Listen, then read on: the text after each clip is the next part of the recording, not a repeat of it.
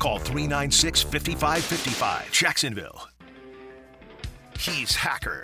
I like a good serial killer documentary. He hasn't taken the pounding that wide receivers take. It's just a pound job, and guys are tired towards that 4 minutes. And he doesn't shy away from opinion. I would be lying to you if I said I had not heard things. They're like a bad rash. You hear a lot of things. Some are true, some aren't.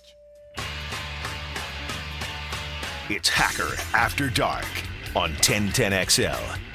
And a very good Monday evening to you, Jacksonville. It is Hacker After Dark, 1010XL 92.5 FM with Dylan Denmark. The Hacker Ryan Green with you. Glad you are with us as we have reached Super Bowl week. You know, I was thinking about this on the drive in. I'm good with numbers, right? Some would say that that's the fantasy football geek in me, but I was doing the math. And I remember 177 days ago when the Jacksonville Jaguars began their preseason in Dallas. Do you remember that? That was the Nathan Rourke wild play for the touchdown that got on all the highlight reels. 177 days ago is when the NFL preseason began, and the season will officially come to an end on Sunday in Super Bowl 58, almost 6 months to the day of that Jaguar preseason opener. It has been a long year. That preseason game with that Nathan Rourke touchdown feels like a long, long time ago. And it was 177 days ago. And they will be hoisting the Lombardi Trophy, either the Kansas City Chiefs or the San Francisco 49ers on Sunday in Super Bowl 58. We will certainly talk a lot of Super Bowl this week. We'll kick it off tonight. Garrett Padell of CBSSports.com. We'll do certainly some Super Bowl talk. Kansas City, San Francisco, the Patrick Mahomes, Andy Reid question. If they win another Super Bowl together, what would this do to Brock Purdy if he were to win the Super Bowl? So we'll certainly get into that. But also with Garrett, we're going to do a lot of Jaguar stuff. And to Garrett's credit, he had a lot of what I would call juicy information, right? Juicy tidbits that I'm actually about to talk about with you coming up in one moment. Garrett Padell of CBSSports.com will join us at the top of the 9 o'clock hour. As it always is around here on Monday evenings, it is always Monday Night Coaching with Campo as well. Dave Campo, former head coach of the Dallas Cowboys. He's our head coach here on Hacker After Dark, and we will discuss the Jaguars and Super Bowl 58 with Dave Campo. But let's call a little bit of an audible here, Denmark, before we get to the big deal of the night. We got a little, I guess, late night February 5th breaking news when it comes to the Jacksonville Jaguars. This just in on Hacker After Dark. No, it's not a big free agent signing. That doesn't officially happen until March the 11th, right? So we're 5 weeks away from that. But it's a name you'll know. The Jacksonville Jaguars, according to multiple reports, including our buddy Mike DiRocco, D-Rock at ESPN.com, have signed to a futures contract what many people would consider a guy that'll go down in Jaguar lore. Riley Patterson is back with the Jacksonville Jaguars. Of course, Riley Patterson, who kicked that game-winning field goal to beat the Chargers in the playoffs last year, was released in May when the Jaguars were able to secure Brandon McManus. But Riley Patterson back in the fold for the time being as he signs a futures contract with the Jaguars tonight. So normally when you sign a guy like this, it's not a big deal, but it's a guy that kicked one of the biggest field goals in Jaguar history that, for at least the here and now, is back in Jacksonville as the Jaguars bring back Riley Patterson on a futures contract. With that, there is always a big deal of the night here on Hacker After Dark, and Dylan Denmark. Let's do that right now. Time now for the big deal of the night. What's the big deal? What is the big deal? No big deal. It is a big deal. On Hacker After Dark. So I got a lot of stuff tonight and some conversations that I've had today and over the weekend. And one of the things revolved around Josh Allen. And we did a lot of this last week, and you can rest assured we're going to do a lot of this until we have some clarity on the future of Josh Allen. Again, he is scheduled to become an unrestricted free agent on Monday, March the 11th. I believe you, along with me, along with everybody listening right now, does not expect it to get to that point. I think everybody expects either Allen will be re-signed or will certainly have the franchise tag placed on him if a deal cannot be made. Josh Allen's not going anywhere. So Monday, March the 11th, there will be a lot of people and a lot of Jaguars hitting the free agent market. I cannot imagine a scenario where Josh Allen is one of them. But in talking to some folks around the league today about Josh Allen, free agency, and the type of contract that he's going to get, it was brought to my attention, and this is crazy. The Jacksonville Jaguars had 40 sacks this year. 40. Not bad. Not great, but not bad.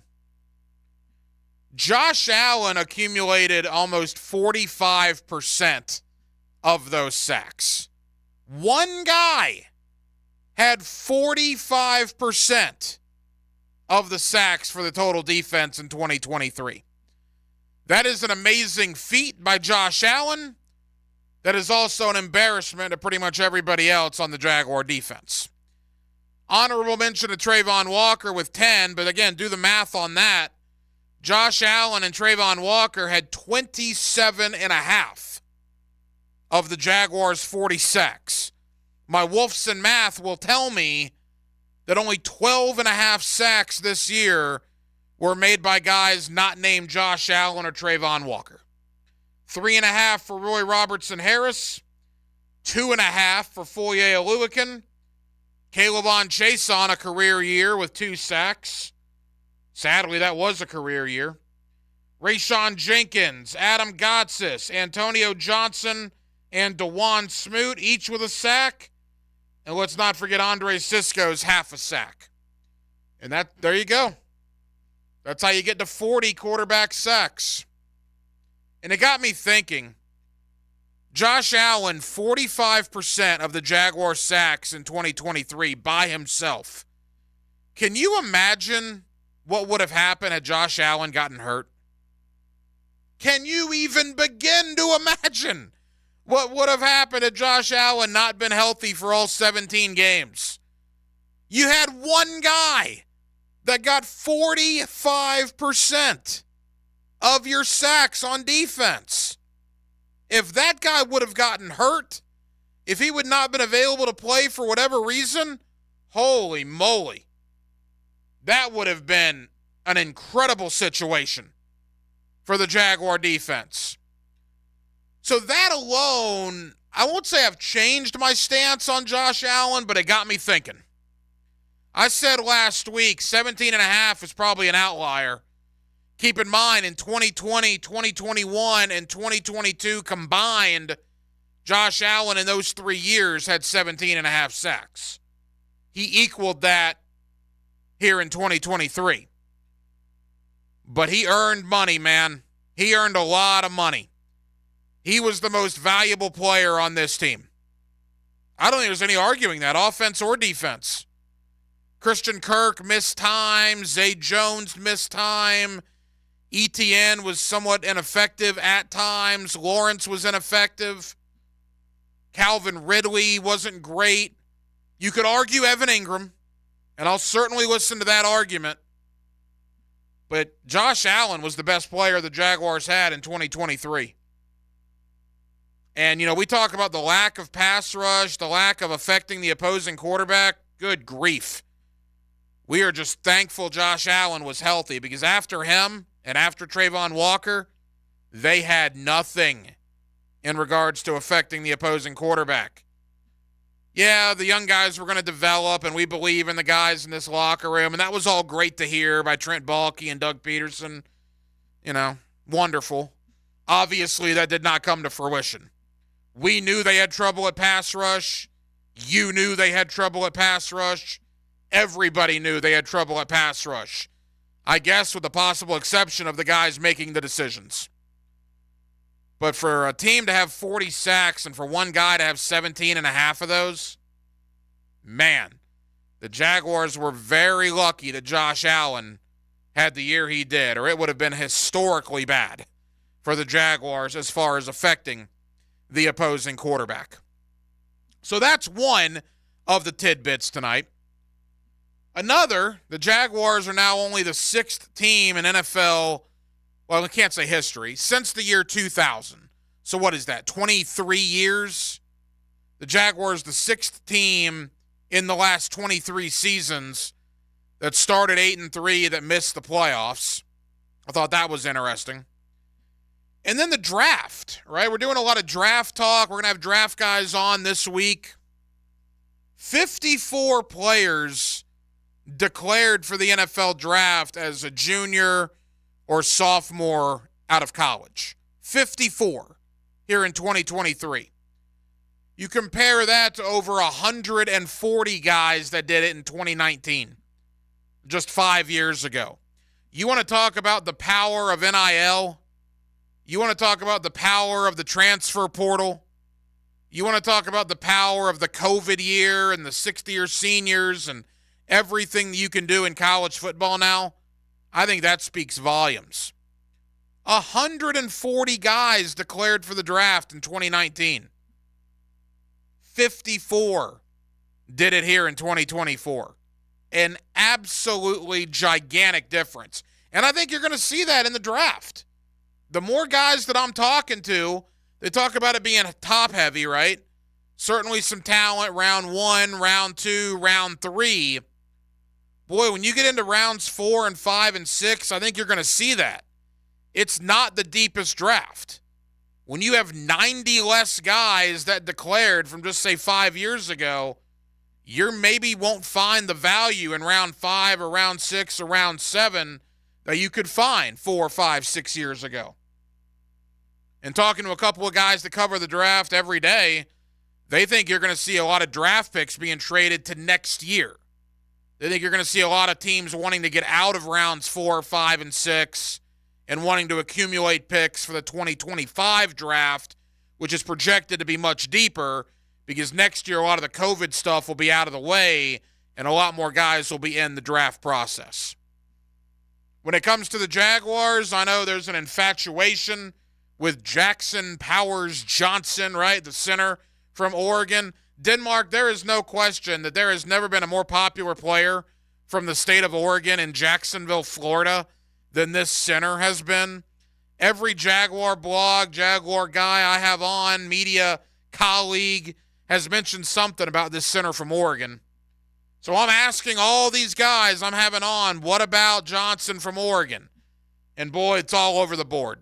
Some people like him. Some people don't like him. I literally had somebody today say that he compares to Luke Fortner, and that was not a good comparison. Not a good comparison. But I know you guys are talking about interior O-line, interior D-line, and those are the questions I'm going to bring to these draft guys. Again, we started last week. We'll have more on this week. As all eyes now on the draft, the Senior Bowl in the rearview mirror. The Combine is in a couple of weeks. Pro days after that, as we are well into draft season. 641-1010 on the text line. Designed by Lifetime Enclosures. If you want to get involved, that is your way to do it. Coming up in less than 40 minutes, Garrett Padell of CBSSports.com. We will talk Jaguars. We will also obviously look at Super Bowl 58. Coming up next, it's Monday night. And around here, that means Monday night coaching with Campo. My buddy Dave Campo, former head coach of the Dallas Cowboys. He's with us every Monday evening. Let's talk about Josh Allen.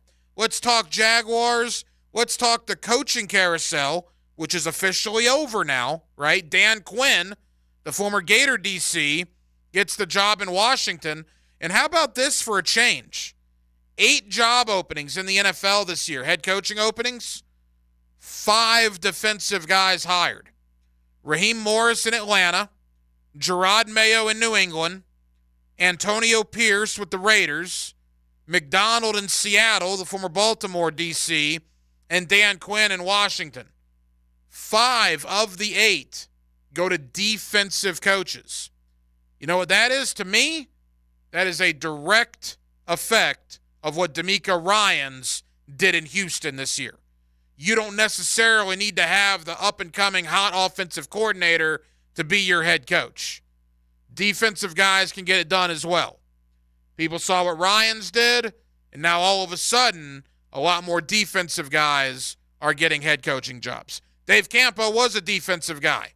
I'll ask him about that, and we will certainly get the head coach's thoughts on the Chiefs and the 49ers. It is a Monday night edition of Hacker After Dark with Dylan Denmark, the Hacker Ryan Green with you. Jacksonville, we're glad you're with us. Dave Campo, next, 1010XL and 92.5 FM. What do you think Dan and Jeff would be doing if they were never hired at 1010XL? What are we doing? What kind of lives are these? Dan Hicken and Jeff Prosser. We're like children. We're not men. Mornings on 1010XL. Like I don't know that I'm pathetic. Has your sewer line been hydrojetted? Heavy buildup clogged sewer lines, causing drains at your home or business to back up or become slow moving. Call Duck Rooter for hydrojetting of your main sewer line. Duck Rooter's special hydrojetting machine uses a blast of water at very high pressure to remove hard, stubborn blockages. Call now to book 904-862-6769. Serving commercial and residential, your fully insured and certified plumber. DuckDuckRooter.com. Meet Cheryl. Hey. She's on vacation and lost in the moment. Unfortunately, so is her Chase debit card. It's gotta be somewhere. Maybe she lost it at salsa night.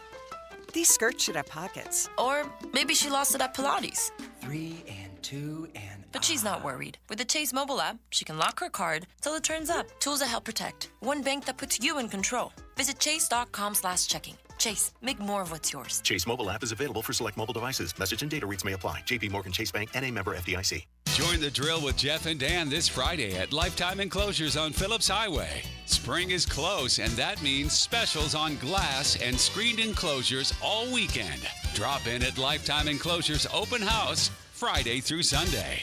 Mike Dempsey here. Look, your fantasy football season might be over, but you can still win money playing fantasy sports on Underdog Fantasy with their Pick'em game.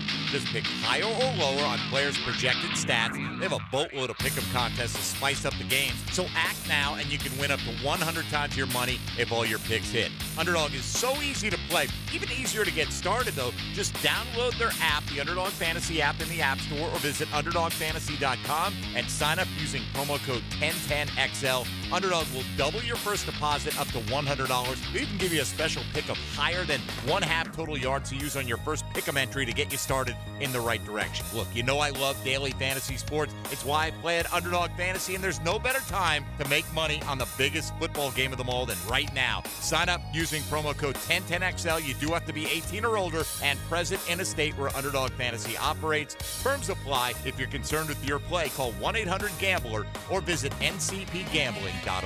This date in sports history is brought to you by Southeast Orthopedic Specialists. On February 5th, 2012, in Super Bowl 46, the New York Giants beat the Patriots 21-17, the MVP, Eli Manning, after going 30 for 40, 296 yards. I'm Sheriff T.K. Waters with the Jacksonville Sheriff's Office. We're currently hiring for police, corrections, 911 dispatchers, and various civilian jobs.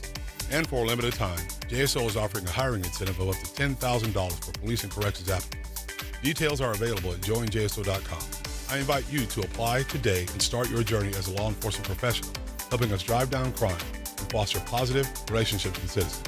Are you ready to be a part of the solution? The Jacksonville Sheriff's Office is an equal opportunity, equal access employer. This is Hayes Carlion for QC Kinetics. Are you sick and tired of achy joints? Look, you need to call QC Kinetics today. They've got 2 great locations, Mandarin and Ponte Vedra Beach. Give them a call for a free consultation at 904-274-5522. That's 904-274-5522.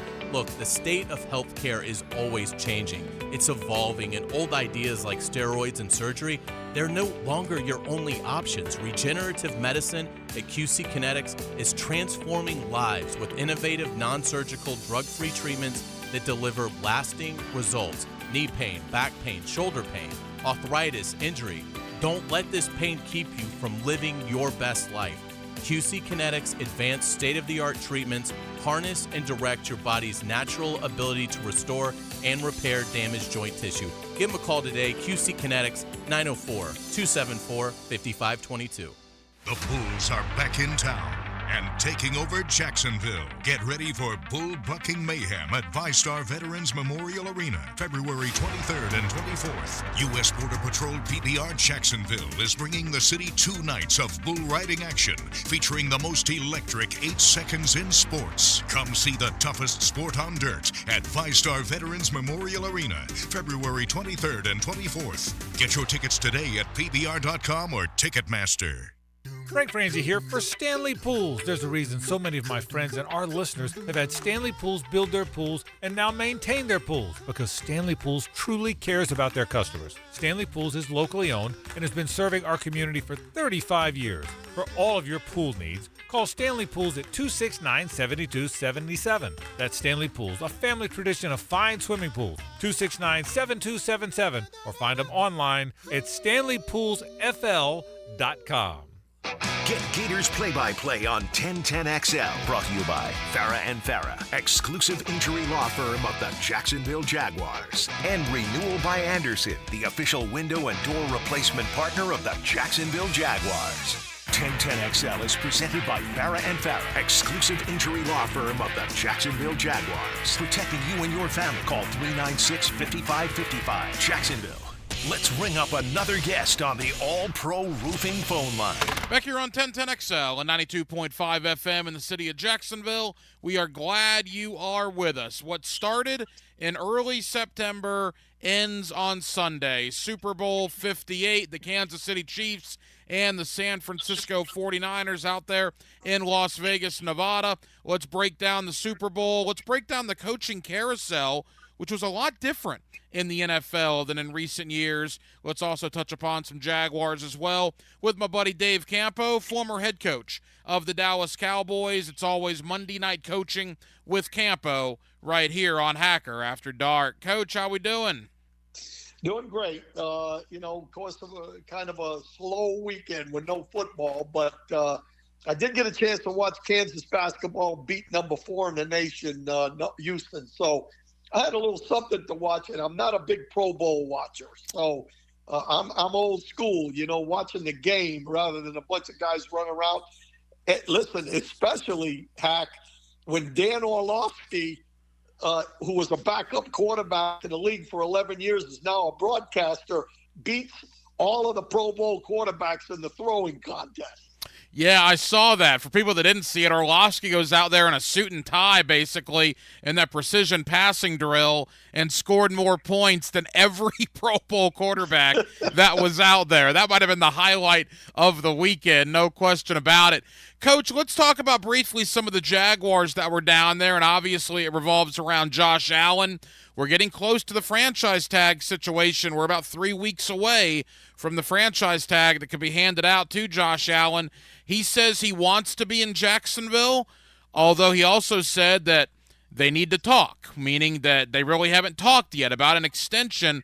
What do you make of all this with Josh Allen about 3 weeks out from that franchise tag?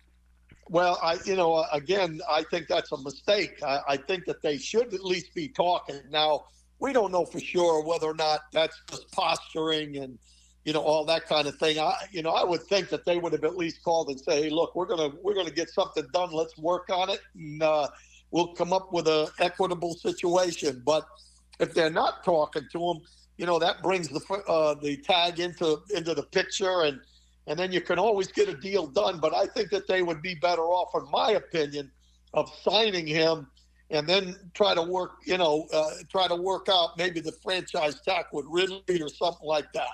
Players do not like the franchise tag, Coach. I've talked to a number of them over the years. It's very little security. It's 1 year. It's not any long-term, guarantee or anything like that. From a coaching standpoint, a front office standpoint, how do NFL teams view the franchise tag? Well, the franchise tag they view, as players is probably that view. I think that, there's always a chance of somebody getting hurt, on that tag and then, the career being over or whatever, not a lot of guarantees. I can understand that completely. except for the fact that they're getting paid pretty handsomely for that 1 year, and they still get an opportunity to go back into free agency the next year.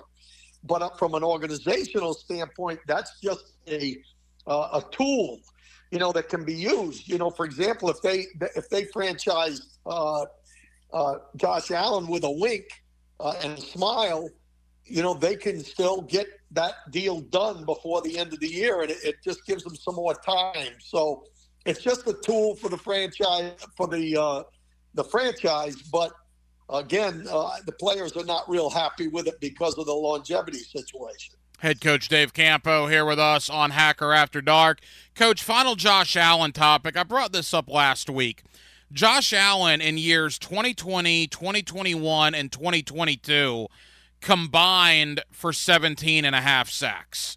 He got 17.5 sacks this past year. I mean, if you're the organization, I mean, it's easy for the fans to say, give him whatever he wants, pay him top 5, defensive end money, and that's all fine and well.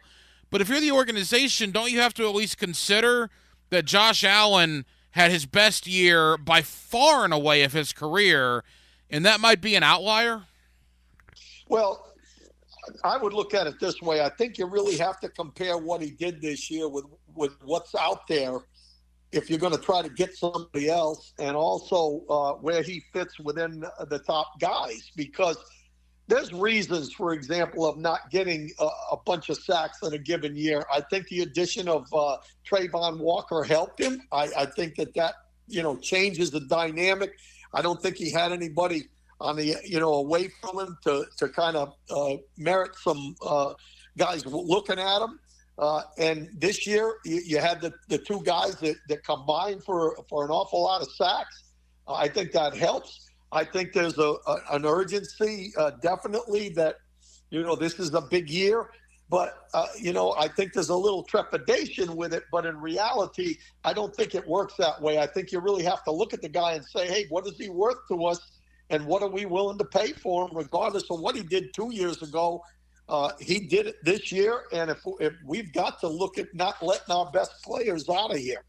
And again, we'll get some clarity on this sooner rather than later. The NFL free agent market opens up 35 days from today, which is crazy to think about, and the franchise tag has to be handed out before then, so we're inside of a month before that has to happen. Again, Dave Campo here with us, Monday Night Coaching with Campo. Coach, I know you being a defensive guy, it had to do your heart some good to see the 8 NFL head coaching openings, 5 of the 8 went to defensive guys, right? Raheem Morris in Atlanta, Mike McDonald in Seattle, Gerard Mayo in New England, Antonio Pierce certainly with the Las Vegas Raiders, and then finally Dan Quinn, a guy you know very well, going to the Washington Commanders. What do you make of the defensive resurgence in head coaches this offseason? Well, I think people, realize that you're not just going to win every game on offense. There's a lot of variables there, but you should be pretty solid on defense. And I think that, coaching goes a little bit in cycles. You got a bunch of offensive guys one year, you got a bunch of defensive guys the next year. I think it really depends. If you want a guy that's going to run the team and call the plays, and you feel comfortable with that, then you probably go with a young offensive coordinator that has called the plays, and when you feel good with the interviews, you make that decision. But remember, the assistant coaches are the guys that do all the work. The head coaches, unless he's calling an offense or a defense, he's just running the show. He's a CEO. He's bringing in the guys to work with him. He's, getting the culture set within the program based on how he talks and how he has done in the past. So I really think it comes down to, you look at it, you say, okay, well, we've got a pretty good offense here. We're going to go out and get us a defensive coach that can kind of, get that side of the ball fixed a little bit, and then you move on. So I think it's cyclical. And, if they're looking for good young coaches right now, and that's why guys like Belichick and the guy from Seattle, Pete Carroll.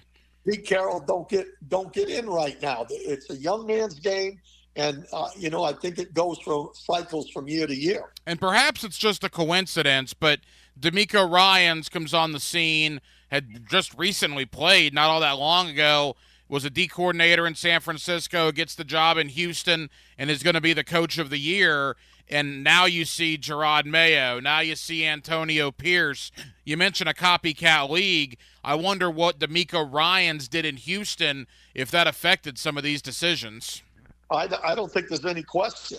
I think that, listen, one thing that people don't always realize is the media and what it looks like means a lot to the owners, especially the ones that are not actively involved, in the everyday workings of the ball club. So, whoever gets the most pub a lot of times is on the minds, and then it comes down to an interview. And I think that when you have a guy that turns the program around, it's a solid defensive guy that really understands the total picture, not just how many yards they can throw for or, how many points they can score. Those guys have a chance. And I'm happy for the defensive guys for sure, but I think D'Amico definitely has a factor because everybody's seeing him on TV. It is Monday Night Coaching with Campo here on Hacker After Dark. All right, Coach, that gets us to the Super Bowl. Super Bowl 58 in Las Vegas on Sunday, Kansas City and San Francisco. Before we dive into the game, just a broad overview, Coach, your initial thoughts on this matchup Sunday evening. Well, I really think that they're similar teams from the standpoint that I believe both of them can run the football. San Francisco probably from a physical standpoint, running the ball might be a little different with McCaffrey than Kansas City is. I think San Francisco's offensive line might be a little bit better than Kansas City's. But, Kansas City can run the ball with Pacheco. He's a violent runner, and they use him. He has an opportunity to make plays both in the run and the passing game. So they're similar from that standpoint. Obviously Kansas City, in my opinion, has a little bit of an edge at the quarterback position because I think it's very difficult to bet against Patrick Mahomes. You look at the two in the postseason, and Purdy's averaging like 61%, and Mahomes is 68%. That's a significant difference in percentage of completions and that type of thing. So I think there's a little bit of a discrepancy there. Receiver core-wise, I think maybe overall San Francisco has a little bit of an edge. They've got a good tight end. Deebo Samuel is a big-time player. Ayuk is playing very well. McCaffrey out of the backfield. But at the same time, how do you bet against Kelsey and Rice? I mean, those guys have, been stellar for Kansas City. So when you look at the two teams, I just think maybe Kansas City's a little bit more diversified, but it's going to be an interesting ball game. We always talk about Steve Spagnuolo this time of year and Andy Reid and that coaching staff and all the success they've had. And I understand that Kyle Shanahan has coached in very big games. Obviously, he was a coordinator in Atlanta when they blew the 28-3 game, but they did score 28 on New England, so he has Super Bowl experience. But how much does experience in games like this matter? Because Kansas City certainly has a lot more of it than San Francisco does. I think it makes a difference. I think in the preparation and getting ready for the ball game, if you haven't, you've been through it, you understand the pressures and the overall media attention and all that stuff. I think it does make a difference. At the same time, when we went in 92, we didn't have any experience, but we, the guys on the team make a big difference. And I think it's the confidence level of the football team.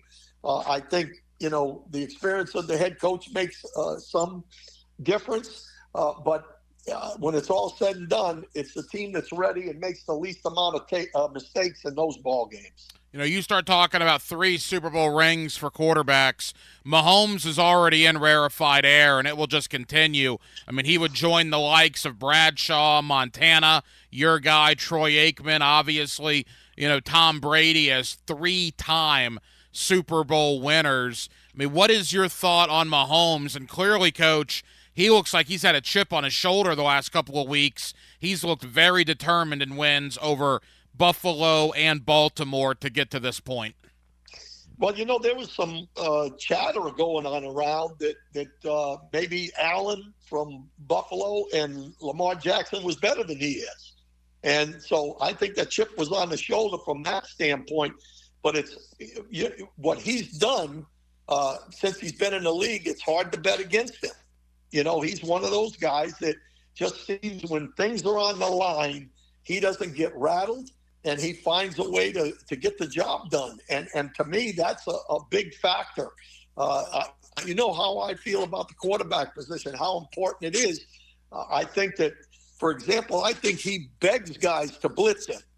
Come on, I'm going to get the ball somewhere, and it's probably going to be a pretty good play. Whereas when you look at Purdy, Purdy has a little bit of problem with the blitz, even though he's a very good processor and all those kind of things. So I really think Mahomes has the edge because of that. And I think he does have a little chip on his shoulder, especially the way they started.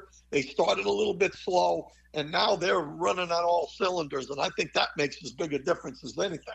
Final moments with head coach Dave Campo. From the San Francisco side of this, coach, you could legitimately argue they were outplayed by Green Bay, yet they found a way to win the game. You could argue they were outplayed by Detroit, yet they found a way to win the game. There's something to be said for that, although they're going to have to play immensely better against Kansas City if they want the same result. Well, I think Spagnuolo, has a real good feel for what his defense can do in the plan going in. So I think that Purdy's going to have a solid game. No mistakes. I think as I look at the two teams, I think Kansas City could afford a couple of bad plays more than San Francisco could afford some bad plays. But when you look at their talent, if Deebo Samuel is 100%, he's a game breaker. So, there's good players. Either one of them wouldn't be in the Super Bowl if they didn't have guys that could make game-breaking plays. And so I think it's going to be a really good football game. And when you look at Purdy, everybody calls him a game manager. But the 2 runs that he made in the championship game probably won the game for them. So, to me, it's going to be a good football game, and I'm excited about this one. I think it's going to go down to the wire. Before we get a prediction out of you, Coach, you got 3 Super Bowl rings on your finger. You were a part of 3 World Championship staffs with the Dallas Cowboys. You've been in those locker rooms, in those stadiums just prior to the kickoff of the Super Bowl. I mean, what is that going to be like for these guys on Sunday morning, heading into the afternoon, and ultimately when the game is kicked off? Well, it's an exciting ball game. I mean, to know that you're going to have well over 100 million. I don't know what it is now. I think it was 100 million when we played. Watching the game, everybody in the world basically that's a fan is going to be watching the football game. So I think there's a little bit of nervousness, but I really think that the excitement is more than the nervousness. One of the things that I remember very distinctly about our first one, and for the younger players, I guarantee you it's going to feel like this. When those Jets hit that stadium, I don't think there was a dry eye on the football team, and it was almost like there was so much adrenaline going that I think they felt like they could jump up and grab one of those Jets. So it's an exciting situation, and especially for the younger guys, the team that has the best poise, though, will win the football game. All right, Coach, who wins the Lombardi Trophy? Who's celebrating on Sunday night? Well, I'm a firm believer a champion is a champion until they're not. And so I'm going with Kansas City. I think they're diversified in what they can do.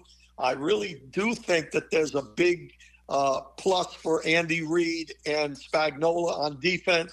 So I'm looking to the veteran quarterback in a key situation, making a play to win the football game. And if that comes to fruition, we're talking dynasty at that point, right, for the Chiefs? Absolutely. They called us with the Cowboys the team of the 90s.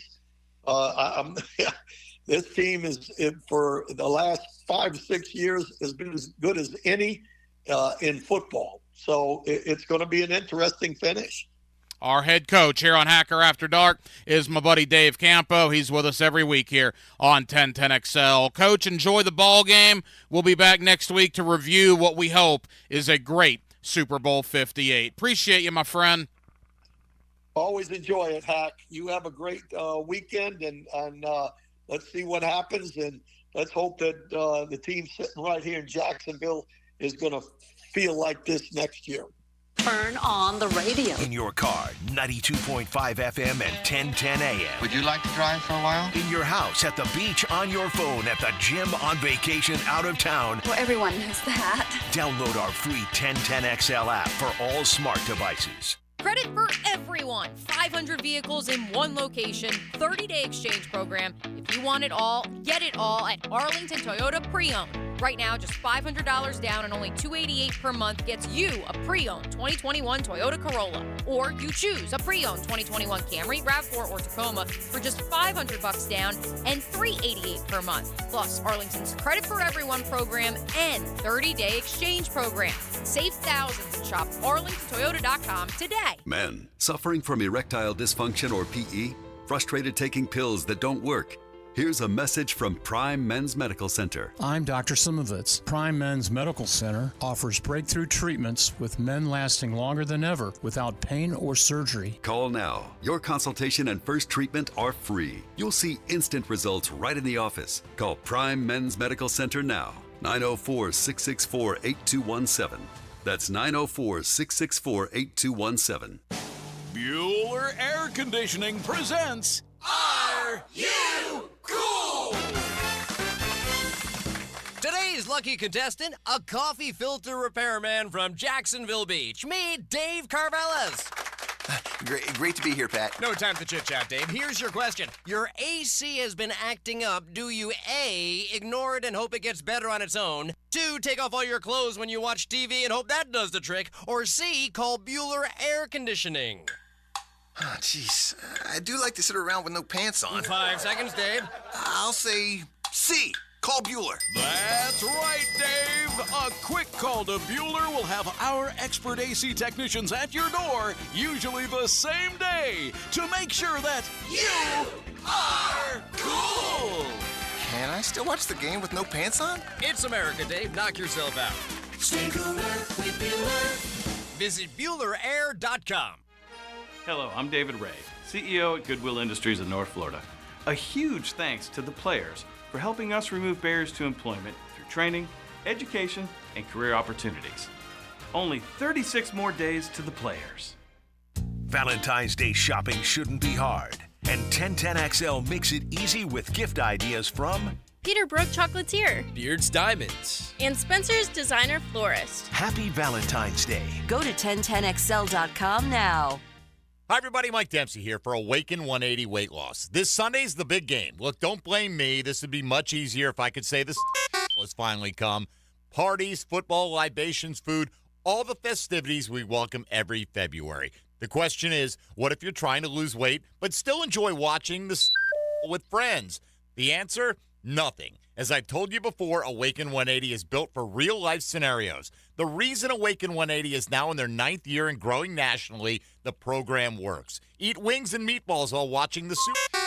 Have a beverage while betting on the Super Bowl. Live your life while enjoying the Super Bowl. I think you get the point. Whether you're in the weight loss phase or in free lifelong maintenance, Awaken 180 won't get in the way of enjoying the big game. Reserve your consultation today at awaken180weightloss.com or call 844-346-1800. That's 844-346-1800 for Awaken 180 Weight Loss. Here's your 1010XL community calendar of local events and nonprofit groups helping people here at home. If you'd like to work for the Jumbo Shrimp this season, bring your resume to 121 Financial Ballpark, Saturday, February 10th from 10 to 1. Learn more at jackshrimp.com. The Tom Coughlin J Fund helps families battling childhood cancer, and there are ways you can help. Go to tcjfund.org.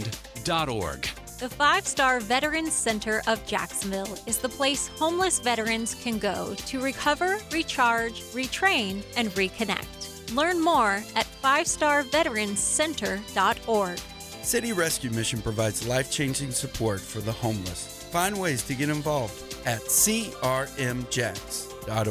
There is a critical need for all blood types. Please consider donating to a local blood donation center. You can find out how to share your community event at 1010xl.com. Family owned and managed for 20 years, Hidden Hills Golf Club boasts a unique and welcoming golfing atmosphere. Visit us at hiddenhillsgc.com to book your next round on our Arnold Palmer signature course. You'll be glad you did. Dave Benyon with Zero Res. As the temps outside are warming up, so is Zero Res. Right now, it's the hottest price of the year. 3 rooms of carpet cleaned for only $147, and the 4th room is free. That's right, the 4th room is on me. Google Zero Res and see what people are saying. Zero Res has over 6,000 5-star reviews. Remember, February is the hottest price of the year for Zero Res. 3 rooms of carpet cleaned for $147, and the 4th room is free. Zero Res, spelled forward or backwards, it's the right way to clean. Zero Res. 1010XL is presented by Farah and Farah, exclusive injury law firm of the Jacksonville Jaguars. Protecting you and your family. Call 396-5555. Jacksonville. Hacker After Dark on 1010XL. Yes, it is. Glad you're with us. 1010XL, 92.5 FM.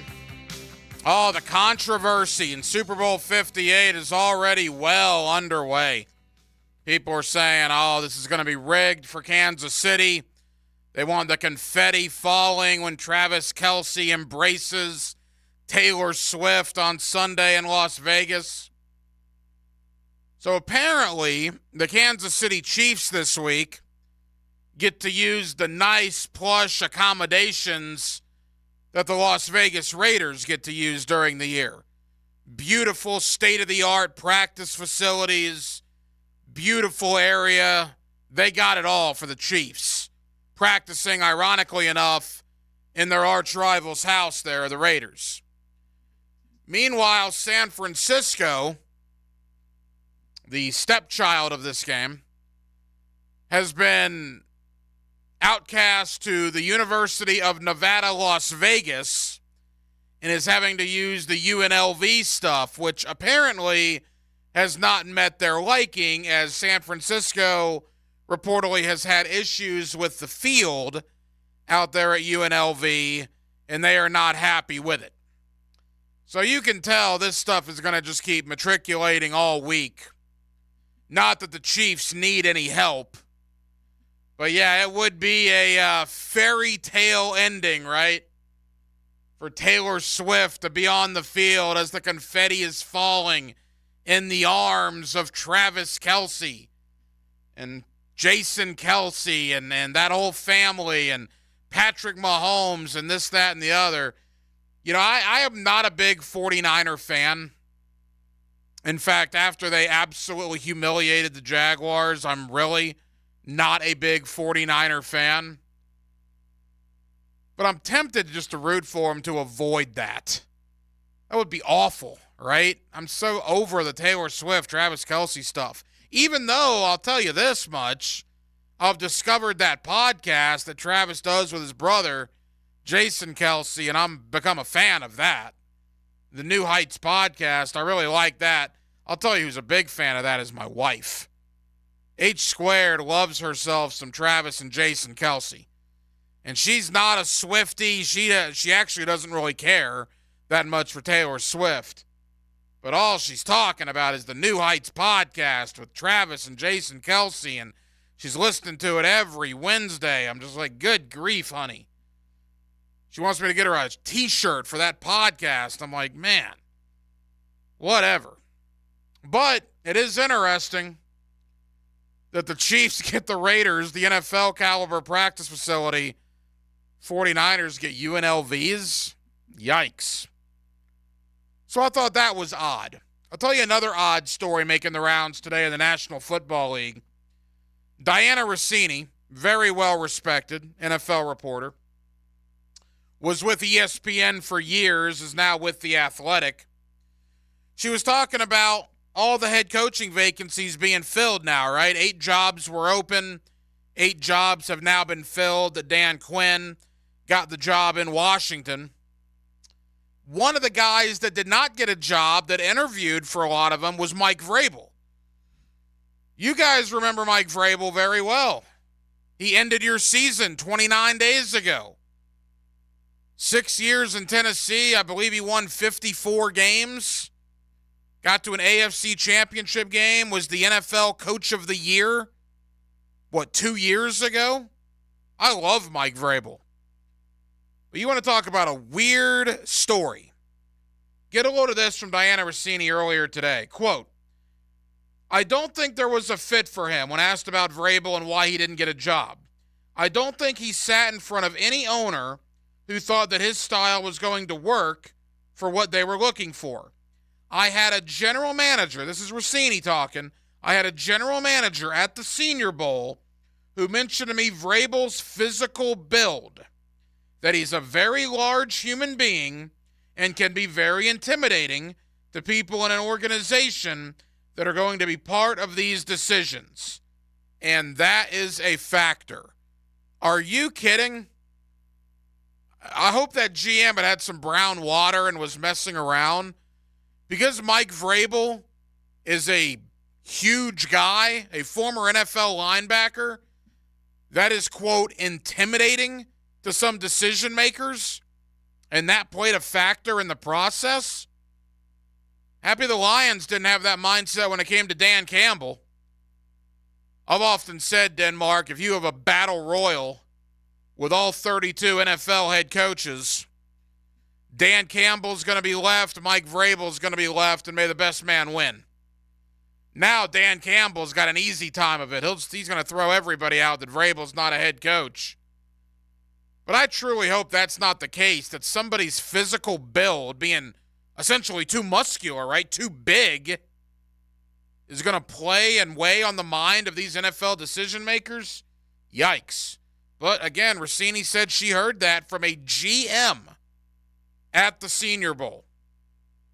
Again, I'm happy Vrabel's out of Tennessee. I think that's a mistake for the Titans.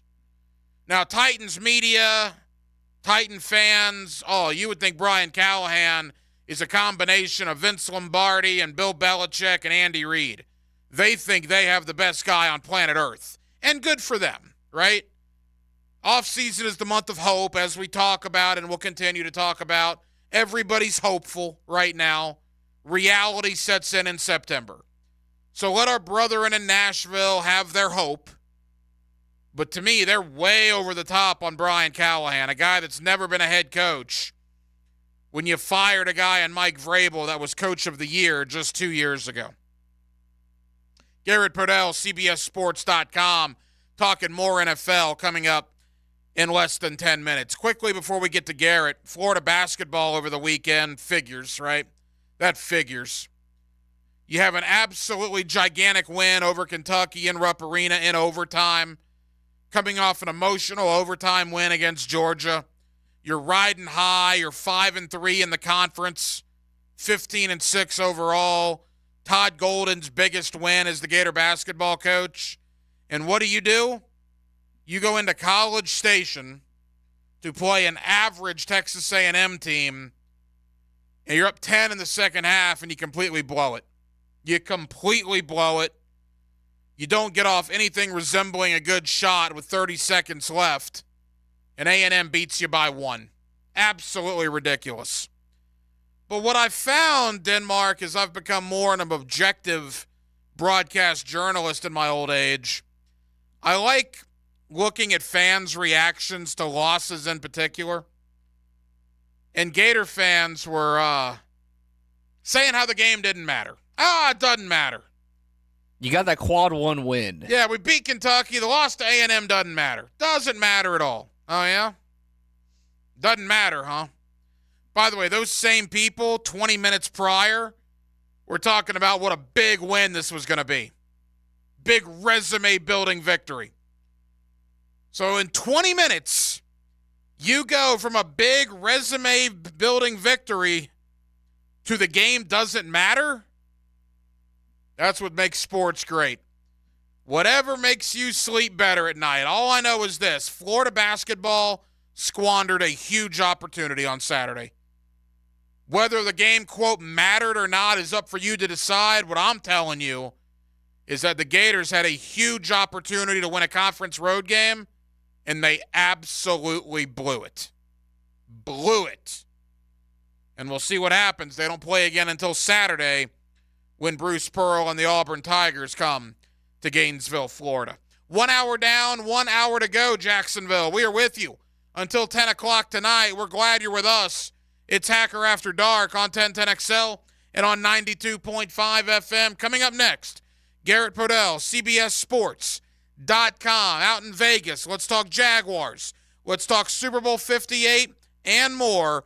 Garrett Podell, CBS Sports, next on Hacker After Dark. Making the ride home a little more enjoyable. You keep the crew happy and you can't go wrong, eh, Frank? Well, that's the idea, sir. The Frangie Show. Oh, that's good. That's good fun. Afternoons on 1010XL. Electricians, innovators, and tech enthusiasts, listen up. Miller Electric is shaping the future, and we want you to be a part of it. From healthcare and data centers, corporate offices, aviation, and industrial facilities, Miller Electric is powering the most exciting projects in Jacksonville and beyond. We offer not just a job, but a thrilling career with great pay and incredible benefits. Visit us at millercareers.com to apply. Miller Electric, where your skills meet our vision and equal opportunity employer.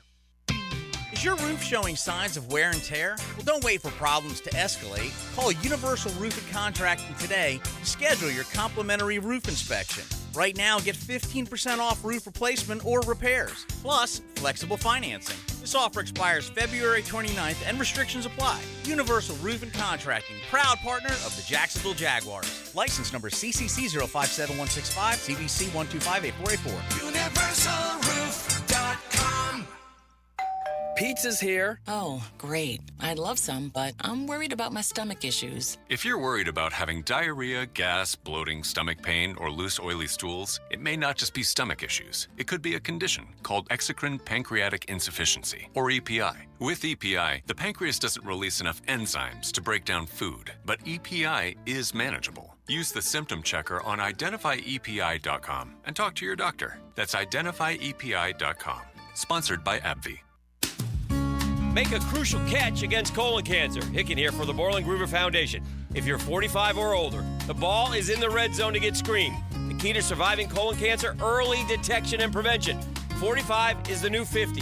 Get screened for colon cancer now. The Borland Groover Foundation is a nonprofit organization devoted to building a healthy and equitable community that is free from colon cancer. Visit BorlandGrooverFoundation.com for more. Home of the Jacksonville Jaguars. WJXL AM Jacksonville Beach. WJXL FM Jacksonville Beach. Wow, John, my Clearwater sprinkler system looks great. All right, Frank, let's go ahead and program your Rainbird timer. How many minutes do you want the zones to run? John, I think we run from the front 20, the sides 15, the back 10, the garden 5. Clearwater scores!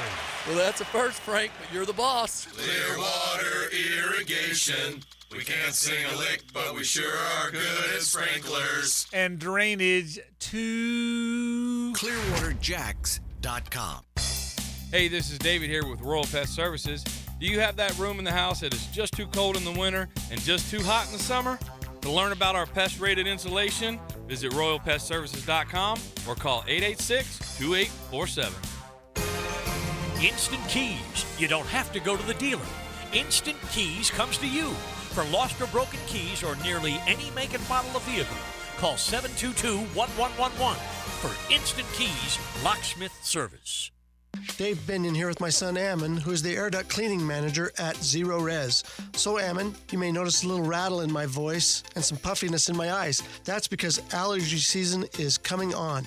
Can Zero Res help? Yes, your health has a lot to do with the air you breathe. A clean and healthy home begins with clean air. At Zero Res, we can help clean the air in your home by cleaning your air ducts, cleaning the coils in your HVAC units, and fogging the system with a powerful antimicrobial that helps kill and control the growth of microorganisms in your air. We also have options for maintaining your clean air with our excellent inline air purifier and UV lights that will help keep your system clean and healthy. At Zero Res, we are more than just air duct cleaners. We're a clean air specialist. So, what deals do you you have this month? Right now, get $100 off your air duct cleaning, and while we're at it, we'll give you $50 off your dryer vent cleaning. Zero Res. Spelled forward or backwards, it's the right way to clean. CEROREC. Zero Res. Mike Dempsey here. Look, your fantasy football season might be over, but you can still win money playing fantasy sports on Underdog Fantasy with their Pick'em game. Just pick higher or lower on players' projected stats. They have a boatload of Pick'em contests to spice up the games. So act now, and you can win up to 100 times your money if all your picks hit. Underdog is so easy to play, even easier to get started, though. Just download their app, the Underdog Fantasy app in the App Store, or visit UnderdogFantasy.com and sign up using promo code 1010XL. Underdog will double your first deposit up to $100. They even give you a special pickup higher than 1/2 total yards to use on your first pick'em entry to get you started in the right direction. Look, you know I love daily fantasy sports. It's why I play at Underdog Fantasy, and there's no better time to make money on the biggest football game of them all than right now. Sign up using promo code 1010XL. You do have to be 18 or older and present in a state where Underdog Fantasy operates. Terms apply. If you're concerned with your play, call 1-800-GAMBLER or visit ncpgambling.org. 1010XL is presented by Farah and Farah, exclusive injury law firm of the Jacksonville Jaguars. Protecting you and your family. Call 396-5555. Jacksonville. Let's ring up another guest on the All-Pro Roofing phone line. Back here on 1010XL and 92.5 FM in the city of Jacksonville. We are glad you are with us. Super Bowl 58 coming up Sunday. The Kansas City Chiefs and the San Francisco 49ers out in Las Vegas, Nevada. We will certainly get to that game. Of course, if you're a team like Jacksonville, you're a month into the offseason already. Pretty crazy to think about. And NFL free agency, believe it or not, is 1 month from the end of the Super Bowl. It begins Monday, March the 11th. With all that being said, let me welcome in Garrett Podell of CBSSports.com. He's always kind enough to join us here on 1010XL in Jacksonville. Garrett, how you doing, man? I'm doing great, Ryan. Thank you so much for having me on. Super Bowl week filled with some juicy storylines. We got a rematch from the 2019 season. And, of course, plenty to talk about with your Jags. Excited to get into it with you. Yeah, there's a lot to get into with the Super Bowl, and we'll do that in just a moment. Garrett, the last time you and I spoke was before the holidays, and at that point, Jacksonville was in the midst of the collapse. It hadn't fully had the conclusion yet, but 5 out of 6, they lose, go from 8-3 to missing the postseason. Garrett, from your thoughts, covering it from a national basis there for CBS Sports, it's been a month now. What happened here in Jacksonville? I think that's a great question, Ryan, because you referenced the last time we spoke. And the last time we spoke, I was trying to talk you down off the ledge a little bit, saying, hey, they've got the tiebreakers. They can still win the division. And then they go out and lose to a Titans team in which they were a 3.5-point favorite against, who didn't have much to play for. Now we're talking collapse. And yeah, it was a horrendous collapse because they became the 6th team since the turn of the 21st century in 2000 to miss the postseason after an 8-3 start, as you mentioned, losing 5 out of 6. So obviously that's horrendous. So I'd say there's a number of factors that all kind of snowballed on each other. So first, you look at the quarterback, right? Trevor Lawrence, he played through a bunch of injuries. I think he had concussion. He had a couple other nicks and bruises. And so he had, playing through those injuries, 10 turnovers in the last 4 games of the regular season, which is the most in the NFL in that span. So that's bad. But then you look, well, why was that? So then what's going to help an injured quarterback? The run game, right? Let's take some pressure off a guy playing through some stuff. And so I dug into their run game, and surface level, you look at what Travis Etienne did this year. He had 1,484 scrimmage yards, which among running backs was the 5th most in the NFL. So you look at that and say, oh, well, that was really good. But scrimmage yards also accounts for receiving. But then when you look at the run game specifically for Jacksonville, so their rush yards per game, they were under 100. And that number ranked them in the bottom 10 in the league. They were 24th, averaging 96.8 points per game. So that's bad. But then when we look at the underlying analytics to it, you look at rushing expected points added per game. So basically, to dumb that down, what's the value your run game's adding for you? So the Jags ranked dead last out of 32 teams in rushing game expected points added per contest. So that is horrendous. And then rushing success, per game. That was 30th out of 32 teams. So Trevor Lawrence, yes, he didn't close the season well. Played through some injuries. He desperately needed some help from the run game, and he did not get it. Well, that's the interesting thing, and Garrett Padell of CBSSports.com. Normally an offensive line can be good pass blockers and maybe struggle in the run, or they're good run blockers and struggle in the pass. No, the offensive line here just wasn't good at anything the last month and a half. It was all bad. Trevor was getting killed, and they weren't running the ball anywhere. So I think clearly a top priority is that O-line, and that just speaks to something that we talked about during the year. You can have all these great players from Kirk to Jones to Etienne to Ridley, Ingram, obviously Trevor, you name it, but your offense is only as good, Garrett, as your offensive line, and the Jaguar offensive line, quite frankly, was bad to end the season. Yeah, that'll doom you each and every time. I mean, when you look in the playoffs, a lot of these games are being determined by the pressure that opposing defenses can put on quarterbacks. I can talk about that with you in a little bit about what the Chiefs did to Lamar Jackson to get to the Super Bowl and some things like that. But and speaking of pressure, that's another area defensively where I think Jacksonville can evolve and improve upon, because obviously Josh Allen, the defensive lineman for Jacksonville, had a phenomenal season. 17.5 sacks, tied for the second most in the entire league last year, which set a team single-season record. Pressures, same thing, super successful, 90 quarterback pressures, fifth most in the league, trailing only the elite of the elite, Micah Parsons, Aiden Hutchinson, Nick Bosa, Max Crosby. So he's in that upper echelon tier 1 of pass rusher when it comes to creating pressures and sacks. But so his 17.5 sacks accounted for 44% of Jacksonville's team sacks last year, which is the highest rate in the NFL. So what that tells me is need to get this guy a pass rushing running mate. I know they spent the number 1 overall pick on Trayvon Walker, and they'd like to see him develop, but they need some more juice opposite him in the pass rush game if they're going to really flummox some of the quarterbacks that you face in the AFC, which is a gauntlet. No, I completely agree. Now, to Trayvon Walker's credit, I thought amidst the collapse, he's one of the guys that came on towards the end of the year. He ended up finishing with 10 sacks, but after those two, I think the third guy on the team with sacks had like 3. I mean, it was Josh Allen, it was Trayvon Walker, and there was a dramatic drop-off. So to your point, they need to get more guys that can affect the quarterback, no question about it.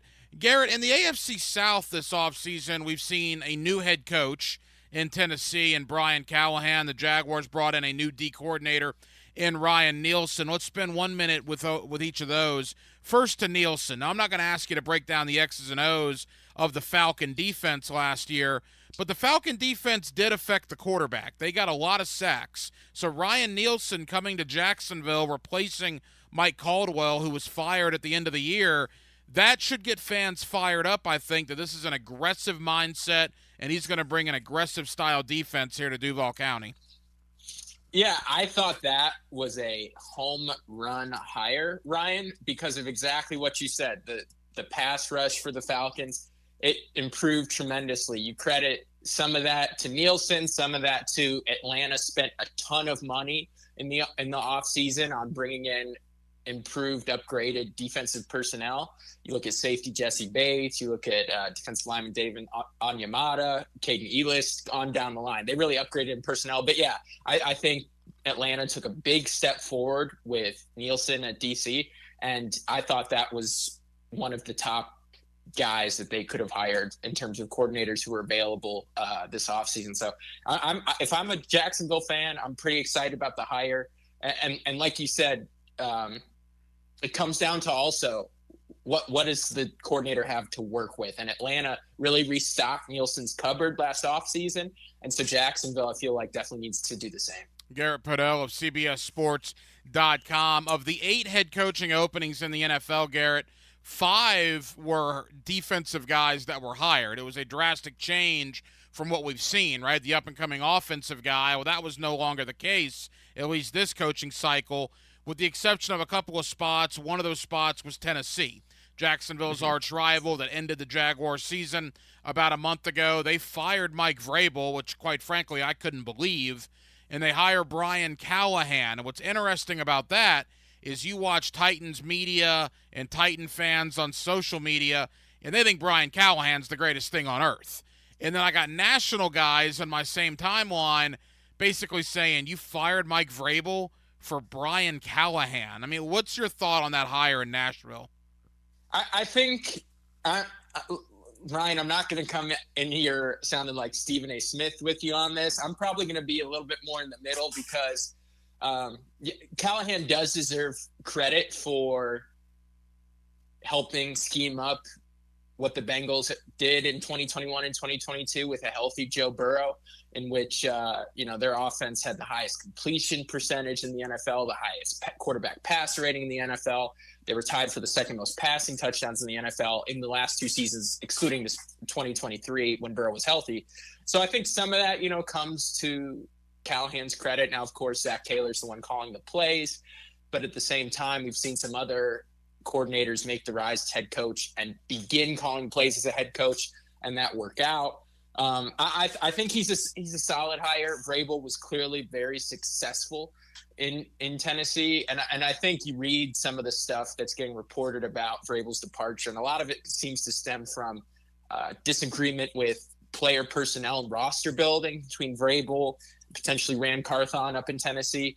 So it's hard to really evaluate because you don't know all the details of the machinations of what's Vrabel's, conflict with some front office execs behind closed doors. But I think Callahan is a solid hire. I'm very curious to see how they shape this offense around Will Levis. And I saw in an interview that Brian Callahan said, we'd like to bring Derrick Henry back, but Derrick Henry at his stage of his career pushing 30, that he's probably going to want to go to a team that he sees as a contender immediately. So I don't know that he'll be back in Nashville next year, which if you're a Jacksonville fan, that's music to your ears.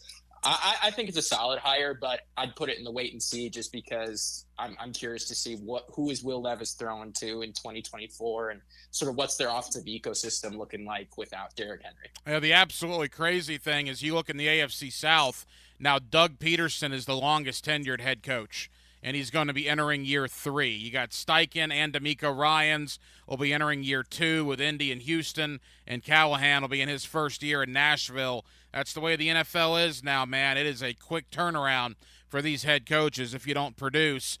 2 guys that have produced are playing on Sunday in Super Bowl 58 as we're wrapping things up with Garrett Podell of CBSSports.com. Andy Reid in Kansas City, Kyle Shanahan, San Francisco, as you mentioned. Garrett, a rematch of Super Bowl 54. Your thoughts on the Chiefs and the 49ers coming up on Sunday?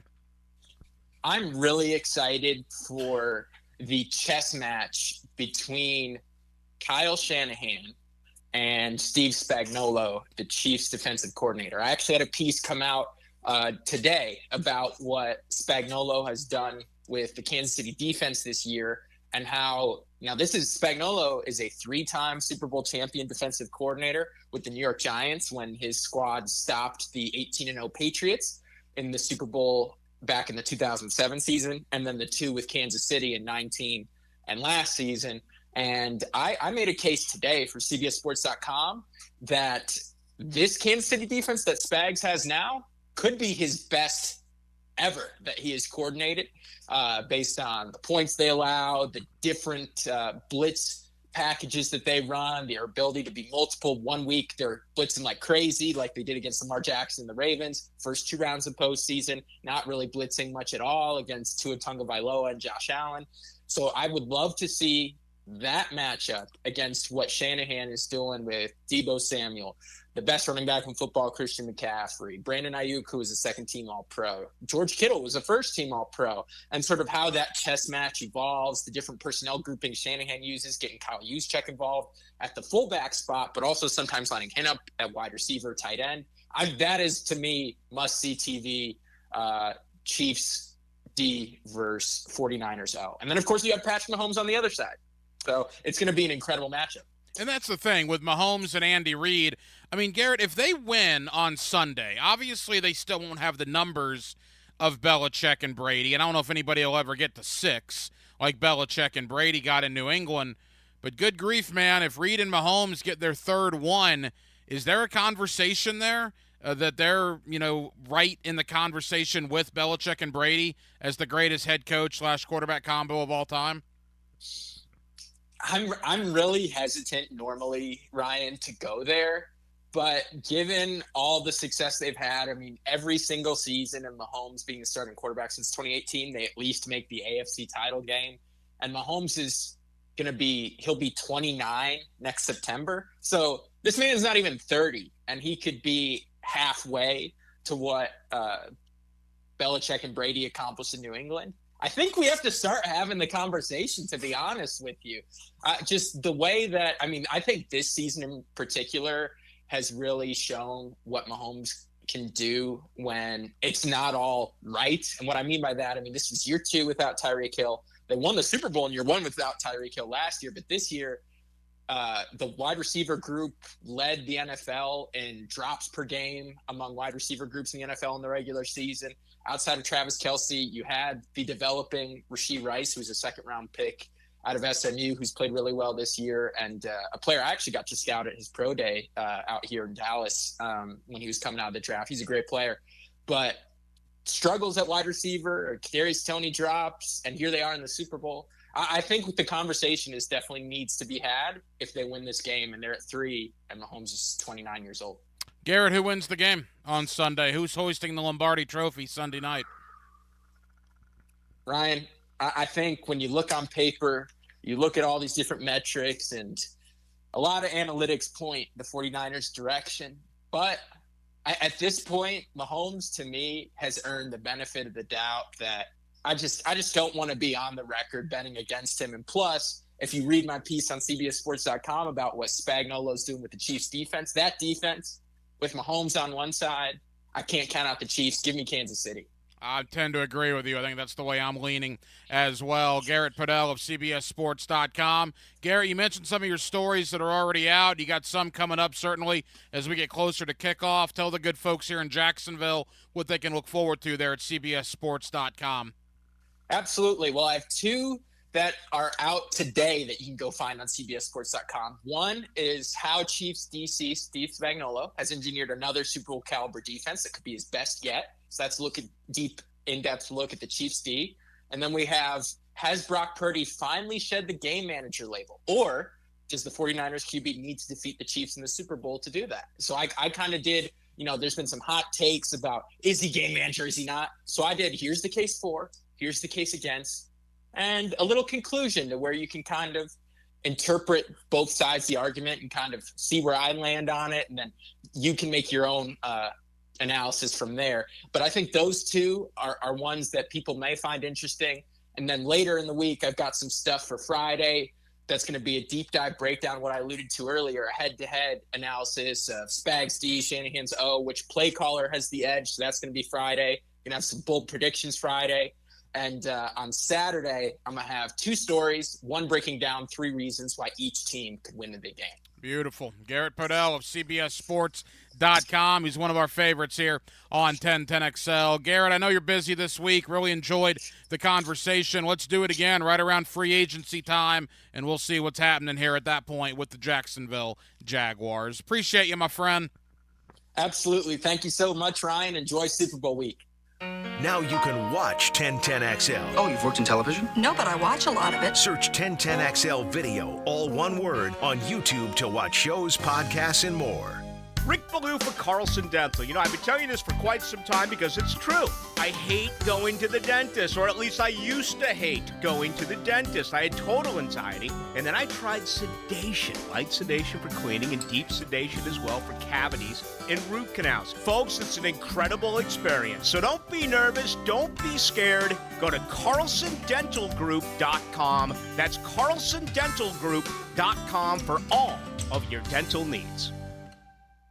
Lower mortgage rates are here, and smart homeowners are wiping out all their credit card debt with help from Loan Pronto. Hey, Prosser here. Right now, Loan Pronto has a cash-out refinance rate of just 5.49%. You heard me. That's a huge drop. So you can get refinanced now, get cash out of your home's equity to wipe out all those credit cards and other high-interest loans. You can save hundreds every month with lower payments. Or, if you still have a mortgage rate in the 3s, you can use Loan Pronto's Equity Express line of credit. Just get the cash you need and leave your primary mortgage intact. Loan Pronto can get you $50, $75, $100, even $200,000 in just a matter of days. Bottom line, Loan Pronto's got several options to help you erase debt and take control of your finances. Call today, and you can even skip your next 2 mortgage payments. Call Loan Pronto now at 904-999-1508, 904-999-1508, or loanpronto.com, 999-1508. Equal housing lender, NMLS 1661781, 5.49%, has 6.39 APR, subject to lender approval. In the game of life, Jackie Robinson broke barriers and changed the course of history. The first African American to play Major League Baseball, he challenged injustice with grace and skill.